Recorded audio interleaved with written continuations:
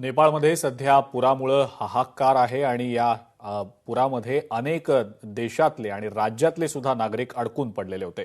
नेपाळमध्ये अडकलेल्या महाराष्ट्रातल्या नागरिकांची मुख्यमंत्री देवेंद्र फडणवीस यांनी संवाद साधलाय। त्यांची तिथली परिस्थिती जाणून घेतली आहे। घाबरू नका, शासन तुमच्या सोबत आहे असा धीर मुख्यमंत्र्यांनी यावेळेला या अडकून पडलेल्या नागरिकांना दिलेला आहे। देवाभाऊ यांनी आमच्याशी स्वतः संवाद साधून आमची परिस्थिती आणि अडचणी जाणून घेतल्या। आम्ही आमची संपूर्ण समस्या त्यांना सांगितली। आमची मोठी बस पुढे जाऊ शकत नसल्याचे समजता देवाभाऊंनी तात्काळ 4 मिनी बसची व्यवस्था करून दिली। तसेच आम्ही जिथे अटकलो होतो तिथे स्थानिक प्रशासनाची स्वतः फोन करून संपर्क करून त्वरित बसची व्यवस्था केली आणि आम्हाला सुरक्षितपणे पुढील प्रवासांना रवाना केले।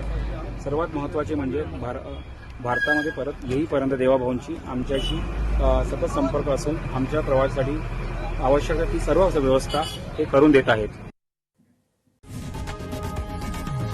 लोकशाही मराठी ऐका, पहा, जागरूक रहा।